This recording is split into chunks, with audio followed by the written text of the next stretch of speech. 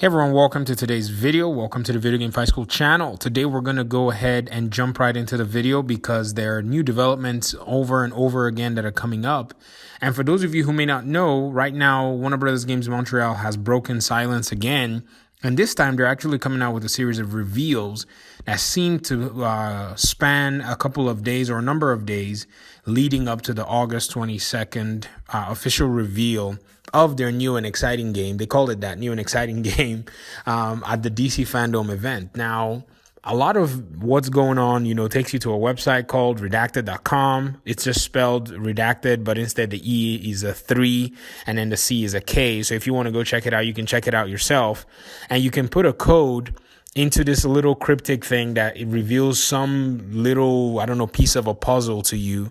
And the very first piece right now that's available to everybody is just a map. That's all it is. And it has like a location pretty much pointing to like a GPS type thing on there. Now, that's not really what the issue is.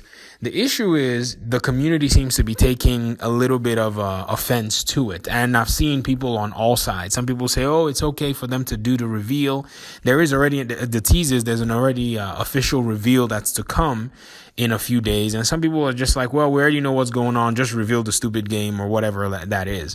Now, I have to say this.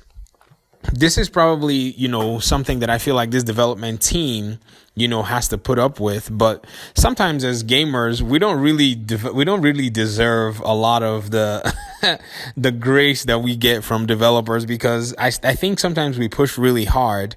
And yes, it's frustrating to have waited all these years. But I think a lot of the vitriol, or I won't call it vitriol, but I think a lot of the frustration is being channeled to the wrong person. Warner Brothers Games Montreal is a studio under Warner Brothers as, a global company. So they have to follow with all what the company is dictating and what their mandate is. And for them to do anything ahead of what the mandate is definitely going to be something that's kind of impossible and improbable for them to do without breaking, some sort of, company procedure. And this is the bigger problem, and that's corporate being involved in a lot of these video games and IPs. And so I think a lot of what the community is doing right now is not necessarily, in my opinion, going to bear any fruit. And that's just the truth, and that's the reality. Sorry that I sound a little, critical of gamers that we have nowadays, but I feel like a little bit of patience is what basically we're going to have to implement here. And that's what's going to go a long way, rather than a lot of the comments on Twitter of people doing this. Now, I will be the first to tell you, in part of my other videos, I have expressed frustration with Warner Brothers Games Montreal, because when they first started, tweeting, when they reactivated their Twitter, they started talking about developer interviews and all that. And I have not watched any of them other than the very first one that was shown. And since then, I've decided not to watch any of them, because I felt like if you're going to introduce your developers, you ought to have a game that's already in the works, that people already know about, and a game that, people are anticipating. And then it makes sense in context that we know who has been working on these games and who the developers are. Anything else to me just seemed a little weird. And so they did their marketing reverse and backwards. But also remember, they had already started doing this redacted teases before they shut everything down, then started revealing their developers and who they are. And then now they're back to the redacted teases. In my opinion, I think everything was supposed to follow in the way that it has started. They do the redacted teases, then they officially tease the game in E3, and then the developer interviews start coming into play, leading all the way through the game's release with the new console generation in November. What we're seeing right now is as a result of schedules and calendar changes that we did not know about, but it's just exactly what it looks like, because the first campaign seemed abruptly halted, and that tells you that things are a little disjointed, and you can't really blame anybody because a lot of things have gone on in the world.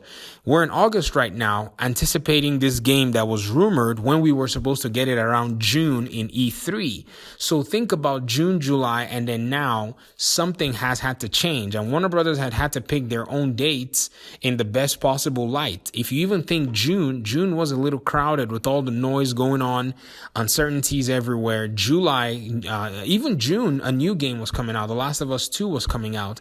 Announcements for other games that are coming out. July was Ghost of Tsushima, and I think Warner Brothers, perhaps somebody there that was thinking about wanting a calendar space for just themselves, thought August would be the very best way to go. And even with Marvel's Avengers, who's basically another superhero game competitor, it made more sense that they would actually try to latch on to that train. If you think again, on the very first day of the closed beta release of Marvel's Avengers, what did Warner Brothers Games do? Rocksteady teased Suicide Squad. And then even with the very next week coming up, guess who is now teasing something else? Well, it's also Warner Brothers Games Montreal teasing even on the back end of the PlayStation open beta and the Xbox and PC closed beta of Marvel's Avengers.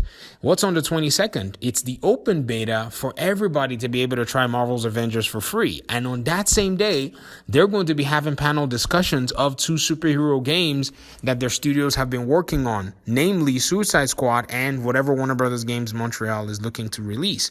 So if you think about all of this, I think this was a very, well-planned marketing strategy, but it's coming on the tail end of everything that's been going on in our world with this whole, COVID issue or whatever. You're not supposed to say that on YouTube or whatever it is. I don't care, but that is just the reality. So I think a lot of the demographics for gamers that are playing this game, ought to understand this if they have been really affected. Because if you think about this company has basically stayed as much as it could unwavering, keeping the developers, paid, keeping them taken care of throughout all of this while they've been making the game, and even perhaps, supported them as they're going to move on to making another title. If you guys know, they're actually working on 2 titles. And so, hopefully nothing goes crazy before Saturday's DC Fandom. I am very confident that we're going to be getting something, and, it's just a matter of time. So the community would do well to support the developers now that something is coming leading up to an official release or reveal date of whatever game they're working on, rather than castigate them. I don't think it's fair to the people that have been working on these games, because trust me, you're working on a video game that is being anticipated. You're probably bursting at the seams to tell everybody. It's just there is most likely a corporate agenda that doesn't really care about the developers bursting at the seams, that wants them to keep things under wraps for now.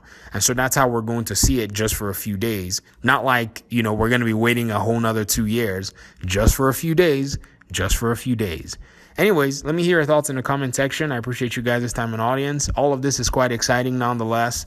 I know it's a little frustrating, but hey, it is what it is. I guess we'll talk in another video. Thank you so much.